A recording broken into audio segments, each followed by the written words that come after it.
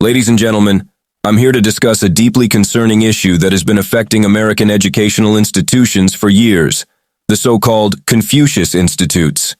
Now, while some have tried to paint these programs as innocent platforms for teaching Chinese culture and history, the reality is far more troubling. It's disheartening to see how these government-funded PR operations, backed by the Chinese Communist Party, CCP, have managed to set up shop in our own educational institutions, all under the pretense of international education and cultural exchange.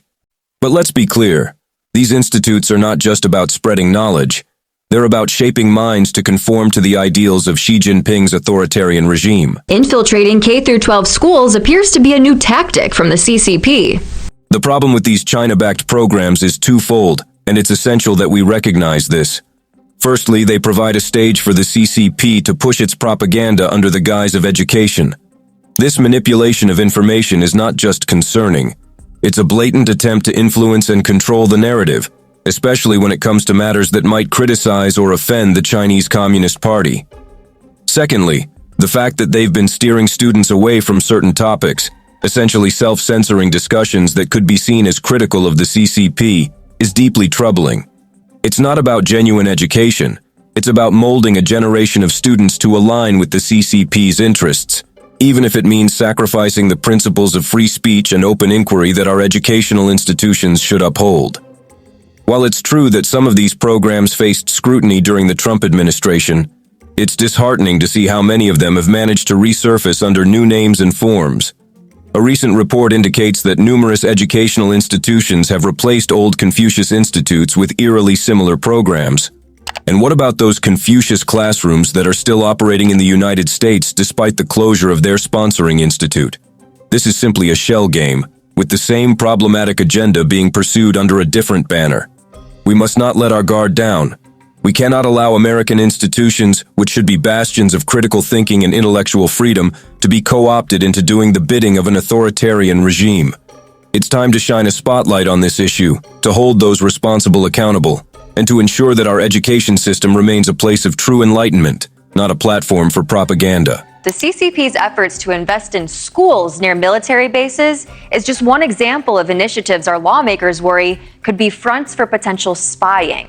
But perhaps most concerning to Shoemaker is the threat to our national security, with 20 of the school districts near U.S. military bases. Well, isn't that just fantastic?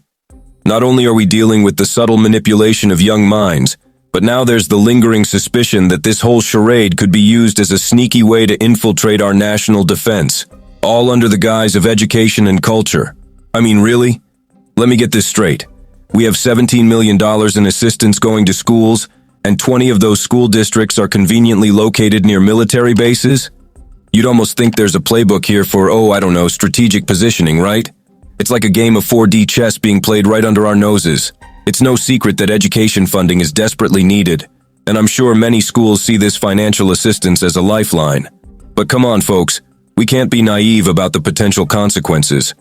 The notion that there might be more to this assistance than meets the eye, especially given the proximity to military installations, should raise eyebrows.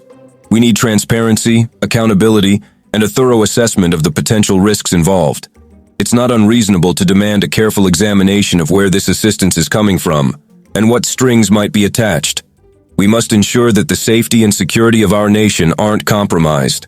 We live in an interconnected world, and it's essential to engage with other countries, share culture, and promote understanding.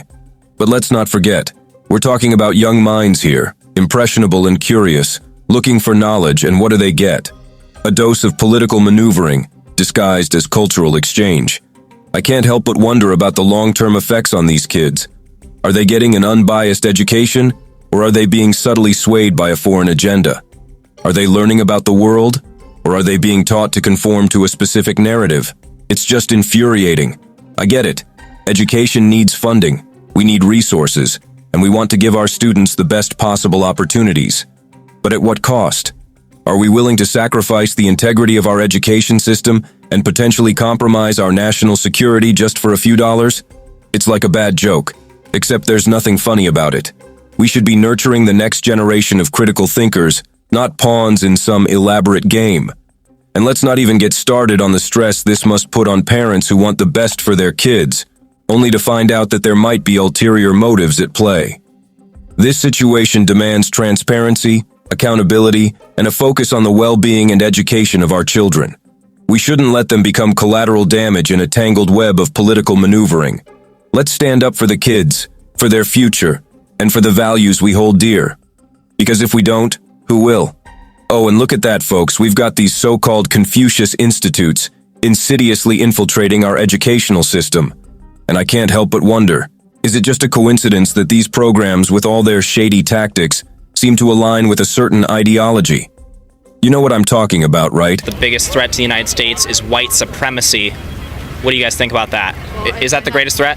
The greatest threat is not white supremacy. If we're talking about the Trump era, or if it's about the Trump era is definitely not white supremacy. The biggest threat is the left, communist ideas implemented into our education system. And you're definitely not you're not a lefty. I'm not a lefty, I'm not a commie. I don't like commies. Wow. Commies have ruined every country. It's like a masterclass in subtle influence, my friends. They've got these institutes spewing propaganda while pretending to be all about cultural exchange and international education. But surprise, surprise, it's really just a sneaky way to plant the seeds of that oh-so-beloved communist ideology right here on American soil. Now, I'm not one to jump to conclusions, but it's hard to ignore the dots connecting the Democrats and communism. I mean, come on, folks. You can't ignore the correlation. It's right there, staring us in the face. It's like they took a page from the same playbook, just with different cover art.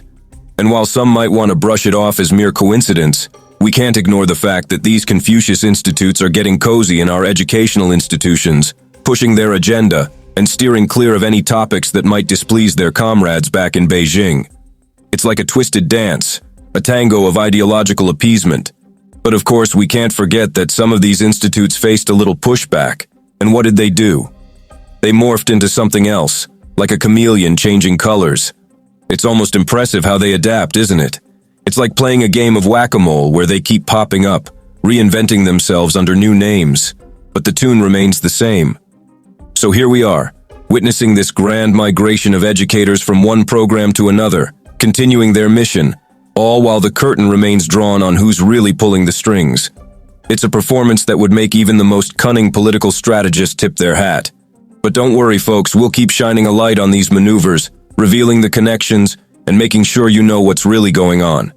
Because the truth might be elusive, but we'll dig it up, even if it's buried beneath layers of passive-aggressive tactics.